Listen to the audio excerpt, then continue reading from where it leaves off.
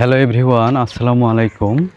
Right now আমি আছি বিবাড়িয়ার উলছাপড়া গ্রামে এবং আমার পিছনে যে মসজিদটি দেখতে পাচ্ছেন আপনারা, এই মসজিদের নাম হচ্ছে উলছাপাড়া জামে মসজিদ। এটা প্রায় আপনার 600 থেকে 700 বছরের একটা পুরাতন মসজিদ এবং তখনকার এই মসজিদটা নির্মাণ করে মোহাম্মদ মুরাদ। পরবর্তীতে আপনার 1900 সালে আসে, এটা সংস্কার করে তার নাম সৈয়দ মহিউদ্দিন আহমেদ। তো এইটা এত বছরের পুরাতন মসজিদ, এটার যে স্থাপনাগুলো ছিল দেখুন, আমি আপনাদেরকে একটু ঘুরিয়ে ঘুরিয়ে দেখানোর চেষ্টা করতেছি। কত পুরু দেখুন।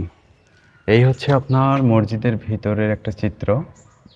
যদিও এখন মসজিদ বন্ধ আছে, যার কারণে খুব একটা ভালো বোঝা যাচ্ছে না। তবে এইটার স্থাপনায় কিন্তু অনেক মজবুত সহকারে, অনেক পুরু সহকারে এটার প্লাস্টার, এটার যে গাঁথনি।